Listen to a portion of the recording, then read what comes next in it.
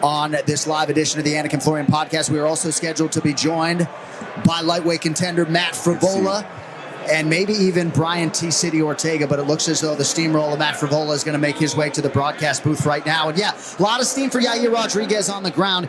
There are different prices all over Las Vegas, right? I think on DraftKings Sportsbook right now, Yair Rodriguez is maybe plus 290, can be had at plus 360 in some other spots as well. All right, we are now joined by a man with a number next to his name, one of the top lightweights in the world, Team Serra Longo's Matt the Steamroller Frevola. It's great to have you here, brother.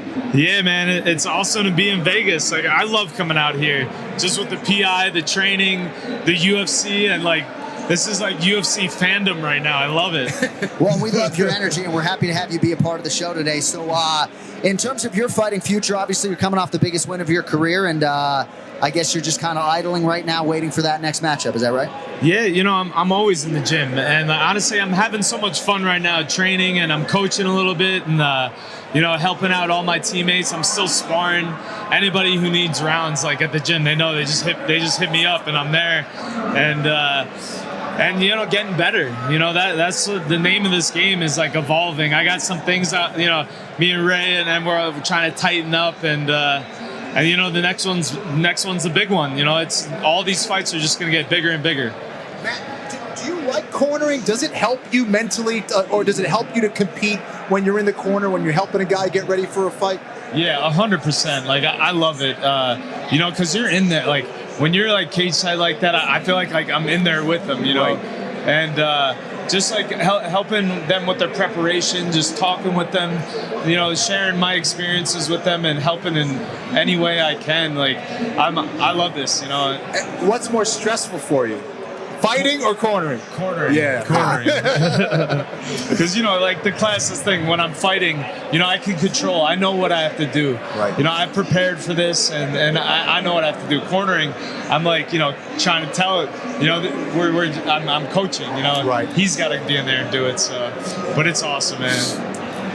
And like back to back too, you know, I'm going Nas this weekend, and then I got Billy Q August 5th. That's right. Yeah. So it's you know, I don't have a fight right now, but I'm busy. Yeah, well, that's good, and we're very happy for all of your success. You've done it all the right way. I do want to ask you a little bit about UFC 290 coming up this weekend. We have two championship underdogs, Alexandre Pantoja and Yair Rodriguez. I'm curious, of those two guys who are trying to spring upsets against Brandon Moreno and Alexander Volkanovski, who do you think has a better chance to win Saturday? Yeah, honestly, you know, Volk's the man.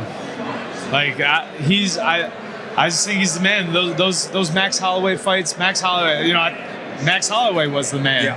And Volk beat the man. So now but Yair is so exciting, you know, he's always got that puncher's chance, that spinning kick, wheel, jumping, flying, you know, knee. Like spinning elbow, so he's always got that punch, that chance, which I'm excited to see. But I think Volk is just the complete, you know, better fighter, and he's tough as nails. You know, I could see him like eating something and then getting the takedown, weathering that storm, and then just taking over. That's the crazy thing that I think about for this fight, right? It's like you hear about Bilal talking about, yeah, you're striking. You're like, wow. Volk's one of the best strikers in the UFC, but his best path to victory is to take Yair down, right? I mean, not to say he can't strike with Yair, but it's way safer. Yeah, and that's what, you know, being so well-rounded is all about. You know, he can take the path of least resistance, right, with his wrestling, with his ground and pound, you know. But he can strike with them too, so and he's gonna have to. You know, every fight starts on the feet. Exactly. So. It's not out of the realm of possibility, Ken Flo, to your point, that Alexander Volkanovski could win a 25-minute kickboxing match against Yair Rodriguez. But in terms of the danger factor, right? I mean, I just got into this with Michael Bisping a little bit. It's like, dude, the canvas is your fucking friend. Make no mistake about it. You know, get the fight to the ground. I know, yes, Yair's supremely dangerous with his triangles and his guard and everything else, but like, bro. On the feet, he's too dangerous. That's the problem. Yeah. Especially early in every round. Yes. Like he'll even in the championship rounds, I think he'll come out. He'll have a hot 2 minutes. Right. You know, and then we'll see, you know, his championship cardio. And you never know what he's going to throw. That's the other thing. It's not like he's got a dangerous right hand or a dangerous. You have no idea what he's going to throw. He's going to throw it from anywhere with bad intentions. That spinning elbow was insane. It's nasty. I know you love the elbows. Yeah, oh, yeah. I know you love the elbows. UFC lightweight contender Matt the Steamroller Frevola with us on this live edition of the Anik Florian podcast presented by UFC Fight Pass. I want to ask you one more question on 290 before we let you fly. Your guy Billy Q is going to be joining us next. So Dracus du Plessis and Robert Whittaker are fighting in an eliminator. And 9 weeks after this fight card is UFC 293 in Sydney. Now, du Plessis wins, right? They'll glue his face together and he'll make the walk in 9 weeks, right? But for Robert Whittaker, if he's going to get a third crack at Izzy, knowing Robert the way I know him and the way he's wired, like even if he knocks du Plessis out with the first punch he throws, I find it exceedingly hard to believe that Whittaker's going to, go home immediately, recover, and get right back into training camp. Like, if he's going to have that third fight materialize, I just don't think it's going to be on this abbreviated timeline. Any thoughts on that? Yeah, I see Whittaker winning that fight too, but you got to see how he feels. For him, he's got this fight coming up. He's thinking there is no tomorrow. Right. It's Dracus, right, and there is no tomorrow.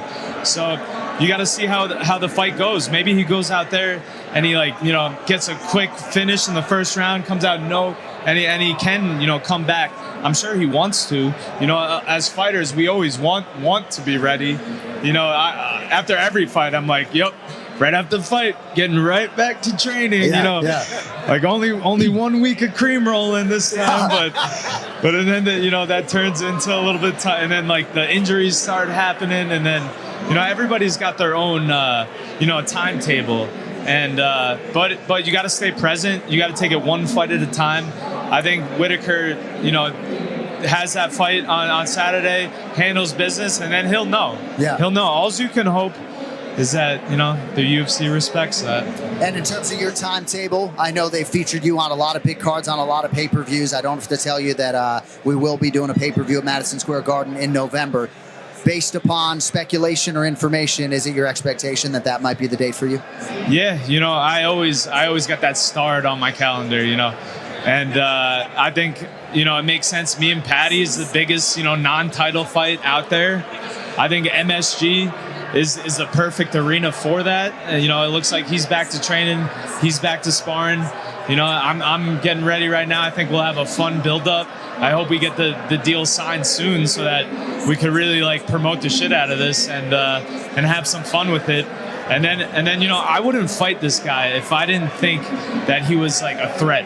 I respect his skills. I know that he's good. He's been running the European scene for a long time, and he's 4-0 in the UFC. 3 finishes, I think. Yeah. I respect his skills. And that just, it excites me. Well, and you can leverage your ranking, right, too, and sort of entice him in. Now that you got the number next to your name, Paddy Pimblett beats you, he can take your number. So Exactly. I just see him going for that flying triangle and me rampage slamming him to sleep. I'm sorry. That's just what I see. Well, congratulations on all your success, and we very much appreciate you stopping by for a few minutes. You guys are the best, man. I listen to you every week. Cody's the man, too. Cody crashed the Fred Fest. We had a great time, and good things coming, boys. All good things. Matt Frevola, appreciate your time, my man. Matt Frevola joining us here live on the Anik Florian podcast. We'll see what happens. He's been on a lot of pay-per-views. I think Madison Square Garden's probably going to come calling for him